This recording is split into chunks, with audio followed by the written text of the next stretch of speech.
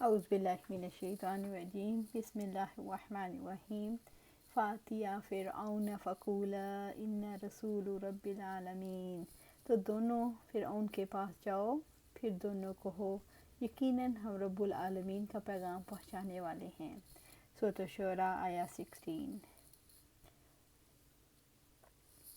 فاتیا فرعون فقولا ان رسول رب العالمین، تو دونوں فرعون کے پاس جاؤ، پھر دونوں کہو یقیناً ہم رب العالمین کا پیغام پہنچانے والے ہیں۔ اللہ تعالیٰ نے یہ حکم دیا کہ فرعون پر واضح کر دو کہ ہم اپنی مرضی سے نہیں بلکہ رب العالمین جہانوں کے بادشاہ کے نمائندے ہیں اور رسول کی حیثیت سے آئے ہیں، یعنی ہم دونوں کو تمہاری طرف بھیجا گیا ہے۔ ان ارسل معنا بنی اسرائیل، یہ کہ بنی اسرائیل کو ہمارے ساتھ بھیج دے۔ سورۃ الشعراء آیا 17۔ موسیٰ علیہ السلام سے یہ کہا گیا کہ آپ فرعون پر واضح کریں کہ ہمارے آنے کا مقصد بنی اسرائیل کو غلامی سے چھڑانا ہے، ان کو ایذا دینا چھوڑ دے اور ان پر سے اپنی غلامی کا طوق جو ہے اٹھا لے، وہ اپنے رب کی عبادت کر سکیں اور اپنے امور دین کو قائم کر سکیں۔ جب موسیٰ علیہ السلام اور ہارون علیہ السلام فرعون کے پاس آئے، وہ سب کچھ اس سے کہہ دیا جس کا اللہ تعالیٰ نے ان کو حکم دیا تھا، مگر فرعون ایمان نہ لایا اور نہ اس میں کسی قسم کی نرمی ہی پیدا ہوئی، بلکہ اس نے موسیٰ علیہ السلام کی مخالفت شروع کر دی اور کہنے لگا قال علم نربک فینا ولیدا ولبثت فینا من عمرک سنین۔ فرعون نے کہا کیا ہم نے اپنے ہاں تمہیں بچہ سا نہیں پالا تھا اور تم ہمارے یہاں اپنی عمر کے کئی سال رہے۔ سورۃ شعراء آیا 18۔ قال علم نربک فینا ولیدا، فرعون نے کہا کیا ہم نے اپنے ہاں تمہیں بچہ سا نہیں پالا تھا؟ فرعون نے جواب دیا کیا تو وہی نہیں جسے ہم نے اپنے یہاں پالا پوسا تھا؟ فرعون نے موسیٰ علیہ السلام کے مطالبے پر ان کے عیب بیان کرنا شروع کر دیے، تم وہی نہیں ہو جس کو ہم نے بچے سے پالا تھا جبکہ بنی اسرائیل کے بچے قتل کر دیے جاتے تھے۔ وَلَبِثْتَ فِينَا مِنْ عُمُرِكَ سِنِينَ، اور تم ہمارے یہاں اپنے عمر کے کئی سال رہے۔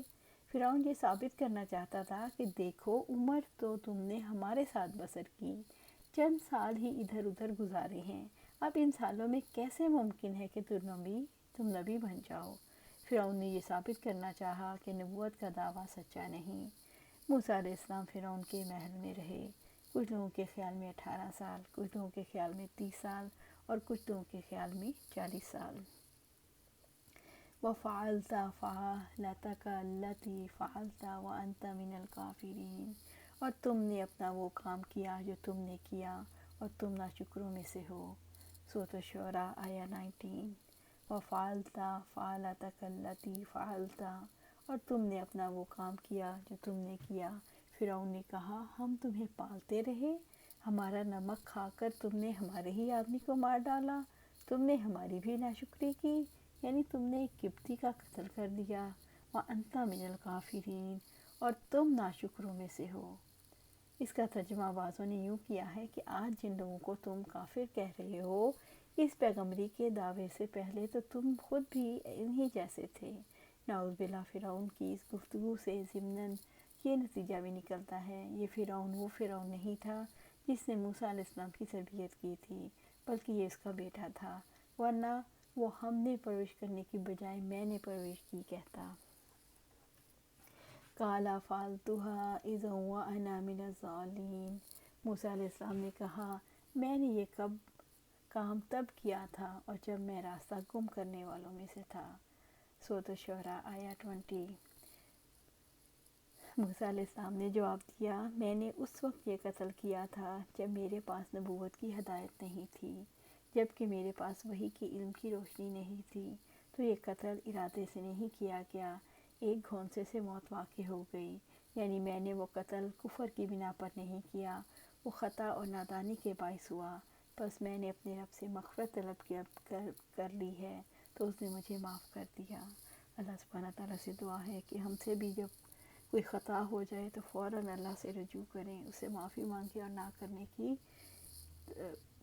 توبہ نہ کرنے کی کا وعدہ کریں اور اس پر عمل درآمد کریں تو اللہ ہر خطا معاف کر دے گا۔ اللہ سبحانہ تعالیٰ ہمیں قرآن و سنت پر عمل کرنے کی توفیق دے اور اس پر جمع دے، آمین یا رب العالمین۔